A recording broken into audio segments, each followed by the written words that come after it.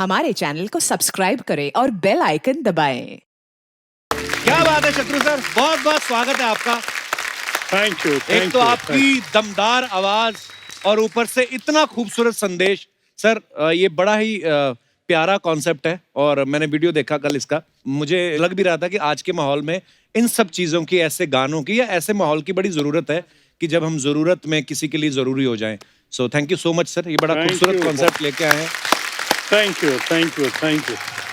आइए सर, आपका बहुत बहुत स्वागत है, विराजमान हो जाइए। जोरदार तालियां शत्रु सर के लिए। तो ये गाना जो है, ये इसका बड़ा ही खूबसूरत थॉट है कि जब आप की किसी को जरूरत हो उस समय आपको वहां होना जरूरी है, उसके लिए जरूरी हो जाओ आप। जैसे शत्रु सर, सिद्धू सर जब यहाँ पे बैठते थे तो वो जरूरी थे, लेकिन इनका यहाँ बैठना इनकी जरूरत है। तो कभी कभी ना जरूरी आदमी का तख्ता पलट कर देता है जरूरतों वाला आदमी। अब क्या कहें, हमने सुना था नारी भारी होती सर, लेकिन नारी इतनी भारी होती है ये हमें अभी 1 साल पहले ही पता चला है। शेर पे भी भारी है इनकी गर्जना, तभी तो इतने जानदार, शानदार और दमदार सिद्धू की सीट पे विराजमान है हमारी अर्चना।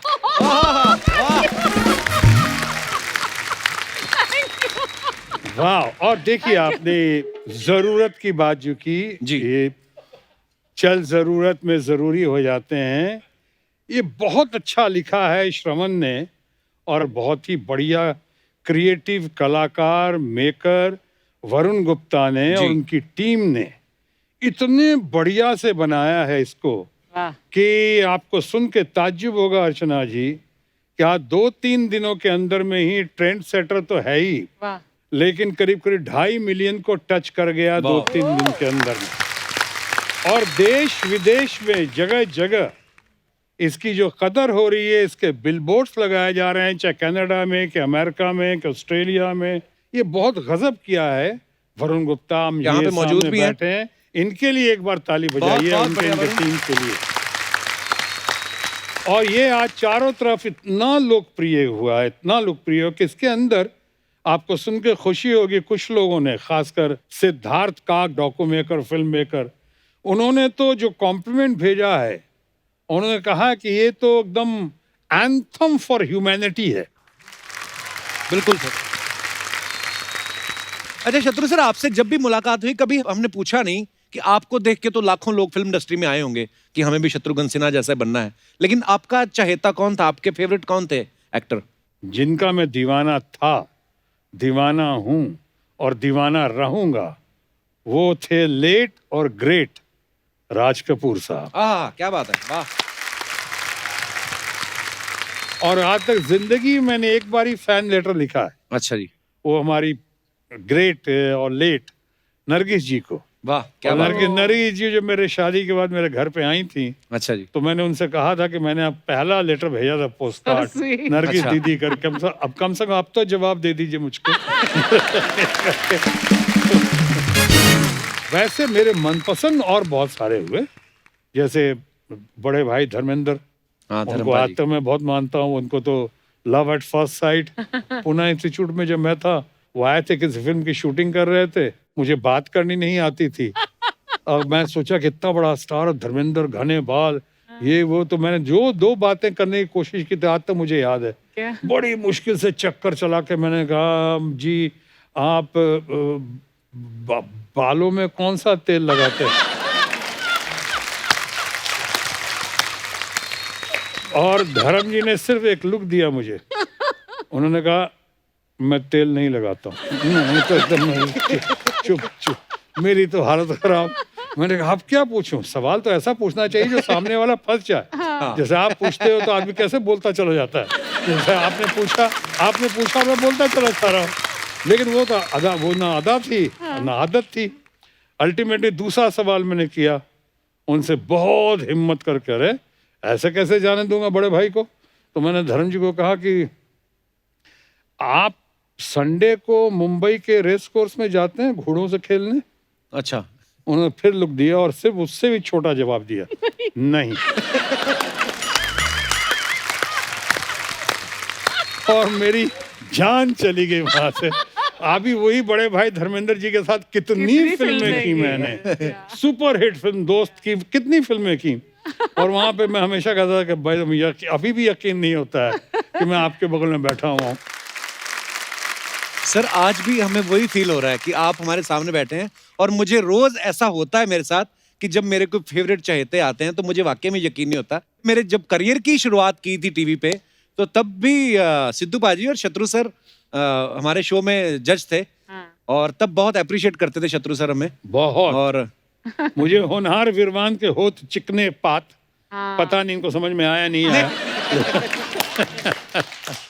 लेकिन मैं उस वक्त ही देख के समझ गया था। मैं सिद्धू को कहता था कि सबसे बढ़िया जो यूएसपी, जो खासियत कपिल शर्मा लेकर आए हैं, वो है इनका कॉन्फिडेंस और कन्विक्शन कि मैं मुंबई आया हूँ, शाख बनाऊंगा, करके जाऊंगा, करूंगा करूंगा करूंगा। आशीर्वाद है सर आपके। लेकिन सर हम लोग कॉन्फिडेंस की चलो बात चल रही है, पर आप इतने कॉन्फिडेंट एक्टर हैं, तो ये अर्चना जी का सवाल था, ऐसे बोल रही थी कि जब शत्रु सर आए तो पूछना। सर जब आपने पूनम मैम को प्रपोज किया था, आपको पूरा विश्वास था कि बात बन जाएगी? आपने भी 3-4 जगह अर्जी डाली हुई थी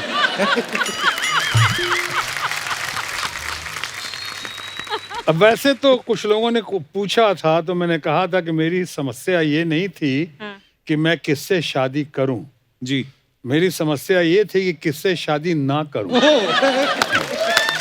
ये समस्या थी। और जहां तक प्रपोजल का सवाल है, मैंने आपको बताया था शायद कि जब मैं अपने बड़े भाई जो अभी अमेरिका में हैं, डॉक्टर राम सिन्हा, साइंटिस्ट हैं और बहुत अच्छे यहाँ पे प्रोड्यूसर थे, एनएन सिप्पी साहब। अच्छा जी। तो एनएन सिप्पी साहब के साथ प्रपोजल लेके भेजा था, तो मेरी late and great mother in law, उन्होंने आउटराइट रिजेक्ट किया था। मदर इन लॉ ने कहा कि अरे उसका शक्ल देखा है कि अपने भाई का?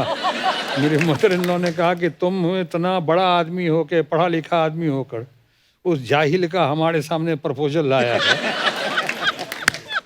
जो शक्ल से ही ऐसा लगता है, लोग बोलता है गुंडा है वो। ये बात और है कि बात जब बनती गई या बिगड़ती गई या बन गई, और फिर बाद में जब शादी हुई तो वही सासू माँ जो हमारे बहुत खिलाफ रहती थी जी, बाद में हमारे ही पक्ष में हो गई टोटल, और इतना मानने लगी मुझको। इसका माने कहीं कुछ अच्छाइयाँ भी हैं मेरे अंदर। अरे सर तब मुझे पहले मैं सोच भी रहा था, मैंने कहा यार पहले शत्रु सर ने स्टार्टिंग में विलेन के रोल भी किए, तो जब आप हीरो बने तो वो मतलब अपनी मर्जी से बने या ससुराल वालों का दबाव था? ना मार मार के बना दिया गया। इस बीच में क्या हुआ कि इतनी तालियां बजने लगी विलेन के रोल पे, जो आज तक पहले कभी हुआ नहीं, ना बाद में हुआ ना पहले हुआ। क्या बात कि एंट्री पे जब ताली बजती थी और हीरो को मैं मारता था तो मुझे शाबाशी मिलती थी, हीरो मारता था उसको गालियां मिलने लगी। तो इन तालियों की गड़गड़ाहट थिएटर ओनर्स ने, एग्जीबिटर्स ने डिस्ट्रीब्यूटर्स को पास किया, डिस्ट्रीब्यूटर्स ने उसे प्रोड्यूसर्स को पास किया, प्रोड्यूसर डायरेक्टर्स ने अल्टीमेटली, जो मुझे कल तक विलन लेते थे, मुझे हीरो लेने के लिए उनको मजबूर हो जाना पड़ा क्योंकि पब्लिक की पुकार थी, डिमांड थी। और इसी चक्कर में मदर इन लॉ का भी थोड़ा आइडिया बदला। क्या बात यानी पब्लिक ने काफी सपोर्ट किया शादी होने में। तो सर ये मतलब मैं ये पूछना, ये तीसरे बादशाह वाले अंकल, इसलिए हम लोग फिर आ गए। अंकल ये ना आपको पीछे से देख रहा था। नहीं अंकल, नहीं अंकल, ये मुझे लेते आया, मैं तो इधर आया ही नहीं था, ये लेके आया, मुझे खींच के लेके आया। नहीं अंकल, ये ना पीछे आपका डायलॉग बोल रहा था, मैं तेरे को सौदे की तरह थर्र से खोल के फर्र से पी जाऊंगा, ऐसा बोल रहा था। अंकल आए तो अंकल का ही डायलॉग बोलूंगा कि मिथुन तत्रती का डायलॉग तो नहीं बोलूंगा ना। अंकल ये ना आपको वो चाहिए था क्या, वो साइन को क्या, ऑटोग्राफ इसको ना आपसे सेल्फी चाहिए था अंकल। खामोश। अंकल बहुत जोर से बोल दिया, मेरा शुशु आ गया। अंकल कोई बात नहीं, सेल्फी तभी और ले लेंगे। अभी हम जाते, कपड़े चेंज करके आ जाओ, कपड़े चेंज कर लेते हैं। तोल मच गया तोल दे तो आया मादन को, तोल मच गया। सर ये बड़े शैतान बच्चे हैं, नए नए शिफ्ट हुए हैं हमारी सोसाइटी के बगल में। नहीं अच्छे पाले हुए।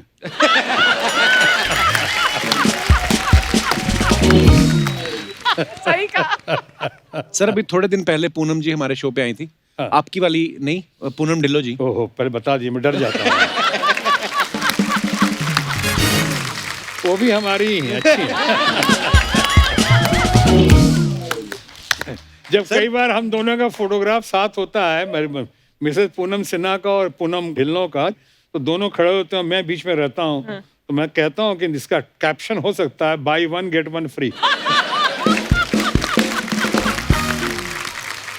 तो ये उन्होंने कुछ कहा था, मैं दिखाना चाहता हूँ आपको। अच्छा, पेश किया जाए। मैम आपके फैंस ने कुछ सवाल भेजे हैं, क्योंकि आपने बहुत सारी फिल्में की हैं और बहुत सारे को स्टार्स के साथ काम किया। तो सेट पे लेट आने की किसकी आदत थी? ऑलमोस्ट सारे ही नहीं, मेरा टॉप था शत्रुघ्न सिन्हा। हाँ। आधी लाइफ उनकी वेट करने में ही लगा। I'm telling you, he was legendary.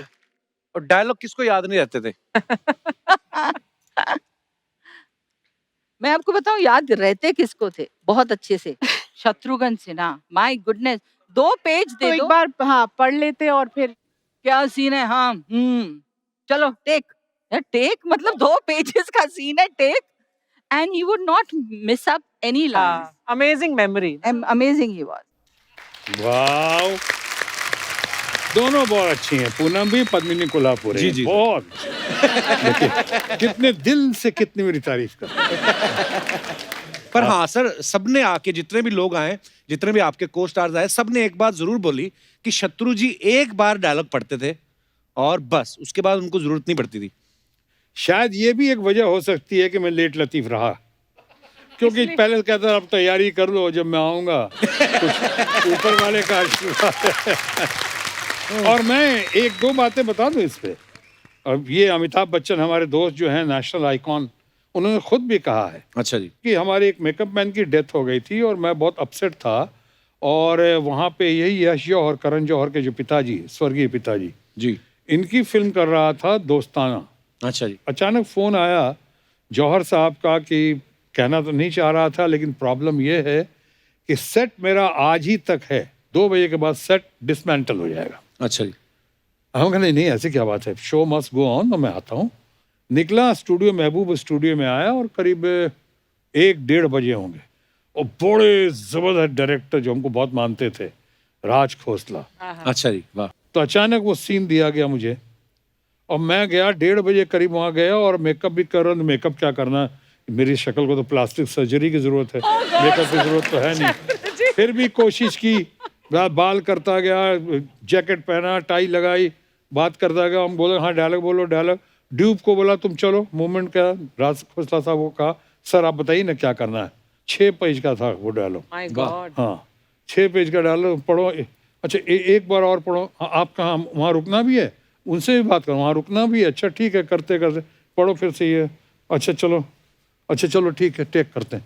वाह क्या बात। तो अमिताभ भी थे, सब थे, सब ये। अब 1:45 बजे तो मैंने कहा चलो, तो सब एक ये। और अचानक मैंने क्या बोला, कैसे बोला, 5-6 पेज का डायलॉग था, मूवमेंट के साथ, यहाँ से वहाँ, वहाँ से वहाँ, वहाँ से वहाँ हाथ पकड़ा, ये किया, झगड़ा किया इस मूवमेंट पे, ओवर शोल्डर शॉट, सारे सब शो होते हुए अचानक देखा बड़ी जोरदार तालियां बजी ऊपर से, कैटवॉक चारों तरफ से लोग तालियां बहुत बजाए। तो मुझे क्या हुआ, तो अमिताभ ने बहुत गले लगाया मुझको। That's mind blowing. तो कई बार ये ऊपर वाले का बहुत एक देन भी ना। और दूसरा, मैं न्यूकमर्स को और कई बार इंस्टीट्यूट वगैरह कहीं जाता हूँ, अगर लोगों को थोड़ा पढ़ाने या सिखाने या कोशिश करता हूँ सिखाने की, तो बताता हूँ कि सबसे पहले कंटेंट समझो, हाँ. क्या कह रहा है वो सीन, राइट, ग्रास्प करो। और बाद में अगर जैसे हमारे धर्म जी ने कहा था बहुत पहले, जब पंजाबी सीखने गए थे, कहा कि पंजाबी सीखनी है, तो धर्म जी ने कहा कोई बात नहीं पुत्र, तू एक काम कर, पहले गाली सीख ले, ग्रामर अपने आप आ जाएगी तेरे को। तो बट ये जो लेट लतीफ पे आपने दिखाया है जी कपिल, अगर आपकी इजाजत हो जी तो सर, जल्दी से कंक्लूड कर दूं इस पे। जी सर। कि जो कहा लेट लतीफ, और सबसे ज्यादा लेट लतीफ होता था मैं, मनोज कुमार जो हमारे बहुत बड़े निर्माता निर्देशक हैं, कलाकार निर्माता जी, जी। निर्देशक, बड़े भाई समान हैं, तो उन्होंने एक बहुत बड़ी अच्छी बात कही थी मेरे बारे में। उन्होंने कहा था ये 4 भाई हैं, शत्रुघ्न, राम, लखन, भरत, शत्रुघ्न। घर का नाम रामायण है, लेकिन दरअसल ये शत्रुघ्न जो हैं राम बनकर पैदा होने वाले थे रामायण में। अपनी लेट लतीफी की वजह से शत्रुघ्न बनकर पैदा हुए। बहुत अच्छे, बहुत अच्छे। क्या बात है। पर सर पूनम मैम ने ये बताया, आपकी वाली पूनम मैम ने, जी जी जी कि जी। घर से तो टाइम पे ही निकलते थे शूटिंग पे, तो सेट पे पता नहीं कहते, हमें भी नहीं पता था कैसे लेट हो जाते थे। बहुत बदमाश है ये। सर मैंने एक दिन बहुत। और ये उन्होंने नहीं बताया है, उन्हें तो शायद पता ही बाद में चला होगा। ये हमारे दोस्त और नेशनल आइकॉन अमिताभ बच्चन ने बताया है। मैं एक दिन इंटरव्यू देख रहा था सर, शत्रु सर और बच्चन साहब बैठे हुए थे, हाँ। और यही बात चल रही थी। तो वो कहते थे कि हम साथ में एक फिल्म कर रहे थे, और ये शिफ्ट खत्म करके नेक्स्ट शिफ्ट जो थी वो भी हमारी साथ में थी फिल्म। तो बोले शत्रु जी मेरे से पहले निकले, और मैं अब काम खत्म करके बाद में निकला, तो मैं पहले पहुंच गया, शत्रु जी तब भी नहीं पहुंचे थे। तो उन्होंने बड़े प्यार से पूछा कि शत्रु जी आज तो बता दीजिए आप जाते कहाँ थे। For more updates, subscribe to our channel, click the show links and enjoy watching the videos.